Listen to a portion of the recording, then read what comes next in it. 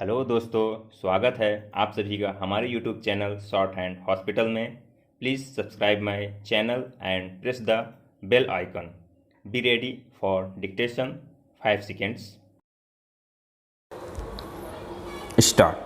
The appellant herein, a workman, was engaged on daily wages in the year 1992.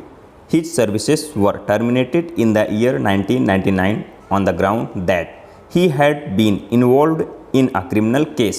It is the conceded position that the criminal case has ended in this acquittal. The appellant also raised an industrial dispute alleging violation of section 25 (F) of the Industrial Disputes Act 1947. The matter was referred to the Labour Court, which held in favor of the appellant, directing his reinstatement with 50% back wages. The state of Haryana challenged the order of the Labour Court exclusively on the plea that the award of back wages was not justified. The learned single judge, however, allowed the writ petition filed by the state in toto and set aside the award of Labour Court and instead awarded a compensation of rupees 60,000 to the appellant. The matter was thereafter taken before the latter's patent bench, and it was argued that the challenge in the writ petition had been limited to the award of back wages, and the judgment of the single bench setting aside the award in toto was beyond the prayer. The division bench noticed this argument but nevertheless went on to hold that as the issue was with regard to the status of a daily wage employee was covered against the appellant by a string of judgments of this court. The technicality with regard to the prayer in the writ petition would not stand in the way of the High Court making an order setting aside the award of the Labour Court. The division bench accordingly affirmed the award of the learned single judge. The appellant workman in is here before us in appeal. Before us today, the learned counsel for the appellant has argued that in the writ petition filed by the respondent state challenging the award of the Labour Court, the only plea was against the grant of back wages in nothing more.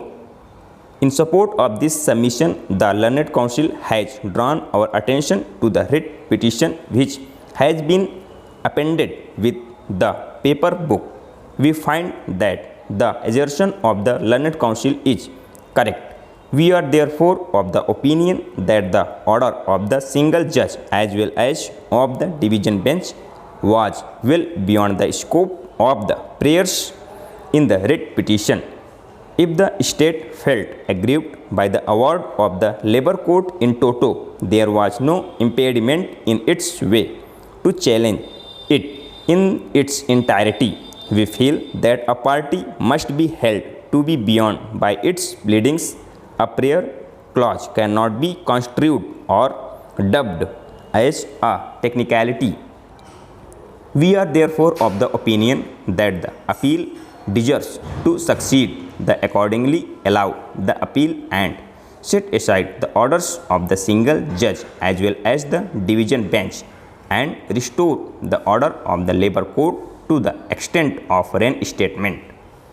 We are also told by the learned counsel for the appellant that the appellant had in fact been reinstated, but after the order of the division bench his services and again been terminated in December 2009.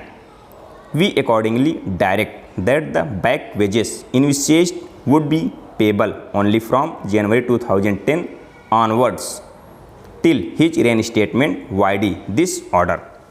This appeal by grant of special leave is directed against the judgment and order dated September 13, 2007, passed by the High Court of Andhra Pradesh in Criminal Appeal number 1009 of 2005.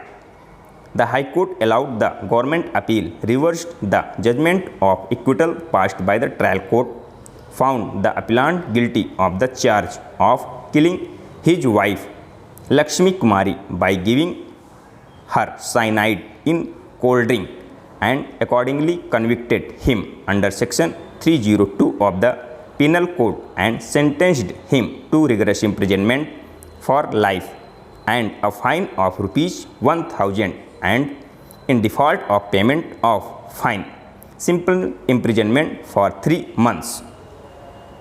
The basic facts of the case which are admitted or are at any rate undeniable need to be stated in the sequence in which those facts were unfolded.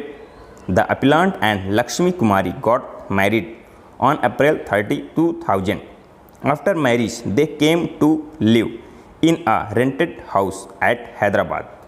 The appellant and his wife lived on the first floor and the remaining portion of the house was occupied by its owner. The appellant had a graduate degree in engineering and a diploma in computer. He worked as a faculty member in Harika Information situated in Hyderabad, and he also gave coaching to students in another computer center. He was earning a salary of ₹20,000 per month on September 2, 2000. Over.